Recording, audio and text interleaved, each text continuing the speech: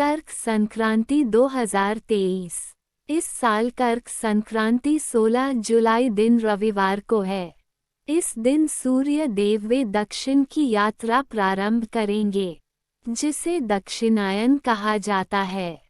कर्क संक्रांति से सूर्य देव क्रमशः 6 राशियों कर्क, सिंह, कन्या, तुला, वृश्चिक और धनु में गोचर करेंगे। मकर संक्रांति की तरह ही कर्क संक्रांति का भी महत्व होता है। कर्क संक्रांति की पूजा विधि। कर्क संक्रांति के दिन सुबह जल्दी उठकर दैनिक क्रियाओं से मुक्त होकर किसी पवित्र नदी, तालाब या जल कुंड में स्नान किया जाता है। स्नान करने के बाद सूर्य भगवान को अर्घ्य दिया जाता है। अर्घ्य देने के बाद सूर्य मंत्र का जाप किया जाता है। इसके बाद विष्णु भगवान जी की पूजा की जाती है। पूजा के बाद सहस्त्रनाम स्तोत्र का जाप किया जाता है, जिससे शांति और सौभाग्य की प्राप्ति की जा सकती है। कर्क संक्रांति पर भगवान विष्णु जी के साथ सूर्य देव की पूजा अच्छे स्वास्थ्य और समृद्धि प्राप्त करने के लिए की जाती है। कर्क संक्रांति का महत्व। ग्रंथों में सूर्य पंचदेवों में प्रथम माने जाते हैं। सूर्य की उपासना से बल, बुद्धि, सुख, समृद्धि, यश, कीर्ति और मान सम्मान प्राप्त होता है।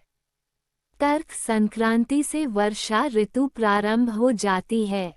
ऐसे में सूर्य की तीव्रता कम हो जाती है। कर्क संक्रांति का सही समय। दैनिक पंचांग के अनुसार कर्क संक्रांति का पुण्य काल दोपहर 12:27 से लेकर संध्या काल 7:21 तक है। कुल मिलाकर 6 घंटे 45 मिनट का पुण्य काल है।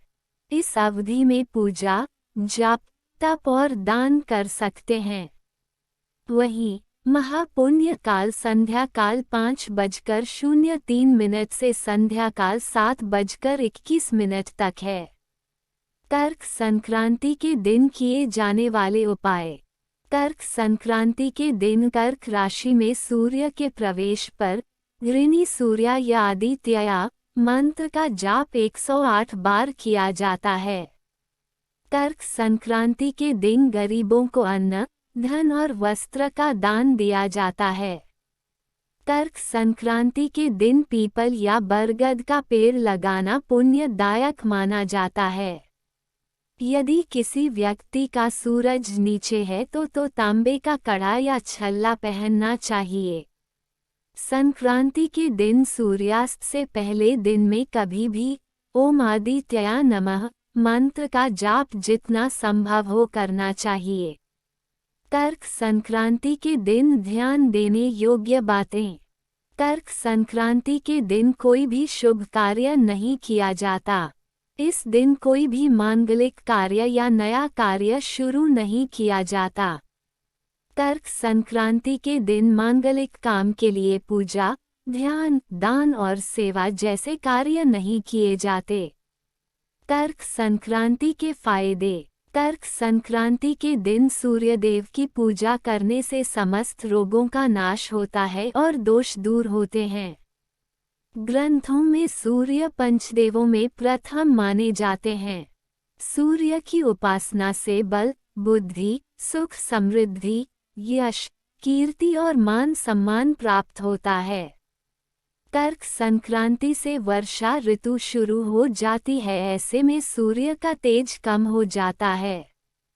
कहते हैं कि सूर्य के कर्क राशि में प्रवेश करने के बाद देवताओं की रात्रि शुरू हो जाती है और असुरी शक्तियां सक्रिय हो जाती है। ऐसे में सूर्य देव की पूजा, मंत्र जाप आदि करने से नकारात्मक शक्तियों से बचा जा सकता है। सूर्य का राशि परिवर्तन दिन संक्रांति कहलाता है। साल में 12 संक्रांति आती है। सावन माह की संक्रांति को कर्क संक्रांति के नाम से जाना जाता है। इस दिन सूर्य मिथुन राशि से निकलकर कर्क राशि में प्रवेश करते हैं।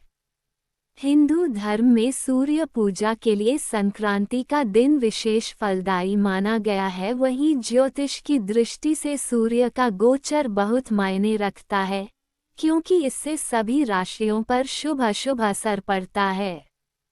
कर्क संक्रांति पर सूर्य के दक्षिणायन का महत्व। कर्क संक्रांति से सूर्य का दक्षिणायन 6 महीने तक चलता है। इस दौरान सूर्य कर्क, सिंह, कन्या, तुला, वृश्चिक और धनु राशि में गोचर करते हैं। सूर्य जब दक्षिणायन में होते हैं तब शुभ कार्य, विवाह, मुंडन, उपनयन संस्कार, गृह प्रवेश आदि वर्जित माने जाते हैं। ऐसा करने पर उसका शुभ फल नहीं मिलता। वैसे तो सभी संक्रांति महत्वपूर्ण है, लेकिन कर्क संक्रांति ज्यादा खास है क्योंकि इस दिन से सूर्य दक्षिण दिशा की ओर गति करते हैं। आइए जानते हैं जुलाई में कर्क संक्रांति की डेट, मुहूर्त और सूर्य के दक्षिणायन होने का महत्व। कर्क संक्रांति की कथा। शास्त्रों में पारंपरिक धारणा है कि सृष्टि का कार्यभार संभालते हुए भगवान विष्णु जी बहुत थक जाते हैं। तब माता लक्ष्मी जी भगवान जी से निवेदन करती है कि कुछ समय उन्हें सृष्टि चिंता और भार महादेव को देना चाहिए। तब हिमालय से महादेव जी पृथ्वी पर आ जाते हैं और 4 महीने तक संसार की सारी गतिविधियां वही संभालते हैं। जब 4 महीने पूरे हो जाते हैं तो शिवजी जी कैलाश की तरफ वापस लौटते हैं। एकादशी का दिन होता है, जिसे देवउठनी एकादशी या देव प्रबोधिनी एकादशी भी कहा जाता है। इस दिन हरिहर का मिलन होता है। भगवान अपना कार्यभार आपस में बदल लेते हैं क्योंकि भगवान शिव जी व्यस्त होते हुए भी सन्यासी हैं और उनके राज में विवाह आदि कार्य वर्जित माना जाता है। फिर भी पूजा और अन्य पर्व धूमधाम से मनाए जाते हैं। असल में देवताओं का सोना प्रतीकात्मक होता है। इन दिनों में कुछ शुभ सितारे भी आलोप हो जाते हैं, जिनके उदित रहने से मंगल कामों में शुभ आशीर्वाद प्राप्त किया जाता है। इस दिन सूर्य देव के साथ कई अन्य देवता भी नींद में चले जाते हैं। कर्क संक्रांति पर सृष्टि का भार शिव जी ने संभाल लिया था, इसलिए श्रावण के महीने में शिवजी का पूजन का महत्व बढ़ जाता है और इस तरह से त्योहारों की शुरुआत हो जाती है। इसलिए इस साल में सिर्फ पुण्य अर्जन और देव पूजा का ही प्रचलन शामिल है। यह वीडियो यहीं पर समाप्त होता है। दोस्तों, आपको हमारा वीडियो कैसा लगा प्लीज़ कमेंट में ओम नमः शिवाय जरूर लिखें। कृपया करके मेरे वीडियो को लाइक और मेरे चैनल को सब्सक्राइब करें और बेल आइकन दबाएं, ताकि ऐसे ही रोचक भरे वीडियो का नोटिफिकेशन आप तक पहुंचे। और मेरा यह वीडियो जितना ज़्यादा से ज़्यादा हो सके तो शेयर करें। ओम नमः शिवाय।